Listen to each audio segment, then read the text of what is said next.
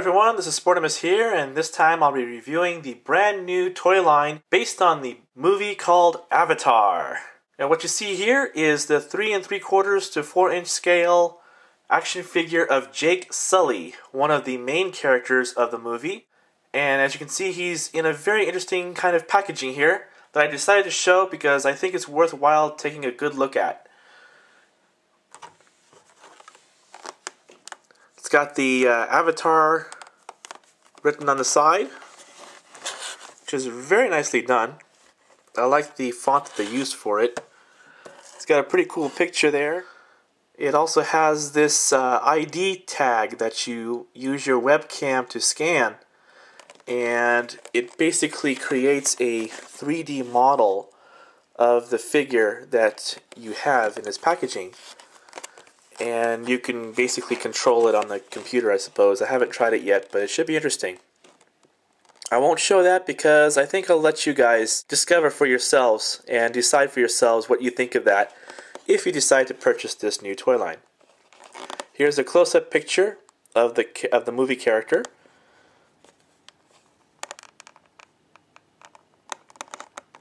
And it's sort of like a tag slash, I guess you can use it as a stand. As you can see, I haven't not opened it yet, so it's going to be as much of a surprise to me as it will be probably to you. Kind of a cool design where the bubble is on both sides of the box, which I think is kind of neat. Usually these are pretty bland where it's just one side and they pick a weird shape and they run with it, but this time Mattel's done something a little bit different. So next step is to open this up and check it out. Now before we get to the figure, I just want to go over a couple of things first. One of them being the bio that is on the back of the box, which I'll read to you. Sully is a young former Marine who has lost the use of his legs in combat. He accepts a remarkable offer to join a team of scientists on a moon some 4.5 light years from Earth. There's a little bit more information on it, but I don't think it's all that important. Basically, this is a movie about a planet that is found, or in this case a moon I suppose, that has life on it. But they don't care so much about that. What really is important is they find a mineral that they want to mine that is basically a new kind of energy source that would solve a lot of Earth's energy issues in the future. The small problem in this whole thing is that there is a group of aliens that happen to be living right on top of the mother lode of the mineral ore that they want to basically mine. We'll see how it goes. I'm personally very curious about the movie. I'm definitely going to see it. But anyway, there is an instruction sheet that goes with this. It tells you how to, what website to go to and how to use the webcam.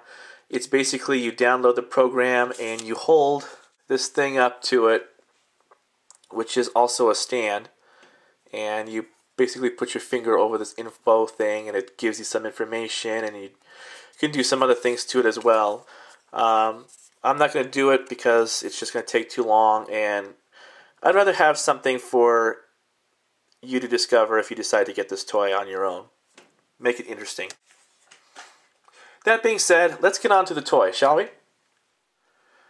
And here is the action figure of Jake Sully. Now, as you've already seen, the only real extra accessory that it comes with is his ID tag, which, ironically enough, has a foot peg. And as you can see, that's kind of a cruel joke for this figure. He is obviously in a wheelchair, and I've never had a wheelchair action figure before, so it's kind of new for me too. It's actually pretty well done. The chair is simplistic, but it serves what it's meant to do, and probably looks that way in the movie. The figure is removable from the chair. You might not think of it at first because he won't come out, and that's because there is a clear rubber band around his waist that goes underneath the chair as well, so you'll have to remove that. He does roll around pretty good. He gets around, you know, whee! He can pop a wheelie, and you know, he can turn him around. The wheels don't move any direction. They only go straight. Let's remove him here. Sorry, fella. Same axle. Let's pretend he does walk, because this is kind of important to a lot of you, and let's say by the miracle of whatever he can walk, so we'll stand him up. That is what he looks like. He's somewhat tanned. He's got a dark gray charcoal shirt, blue jeans, I suppose. I guess they still have jeans in the future. And as far as articulation goes, Mattel did a decent job this time. His shoulders go about that high up. Of course, you can twist them and they'll go that way. He bends at the elbow, about that far, no further. And he can bend back a little bit too, like, oh, my arm, oh, you broke it. He also twists at the elbow, so you can twist it all the way around. There is no wrist movement in either hand, so that does it for the top. There is waist movement. You can go all the way around. He can do the splits, so he can move his legs out to do that, and other things as well,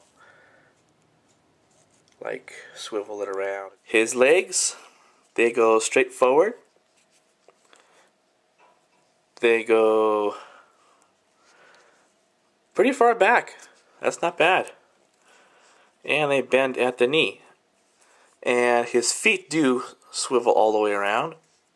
And they do have the ability to bend a little bit forward and back. As for his head, he can go all the way around. He can look forward and not be able to look up or down.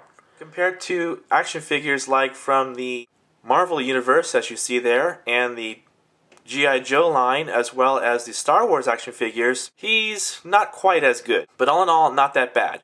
As you can see, he's a little bit shorter compared to other figures from other toy lines. However, he still is close enough to still be able to blend with them as well.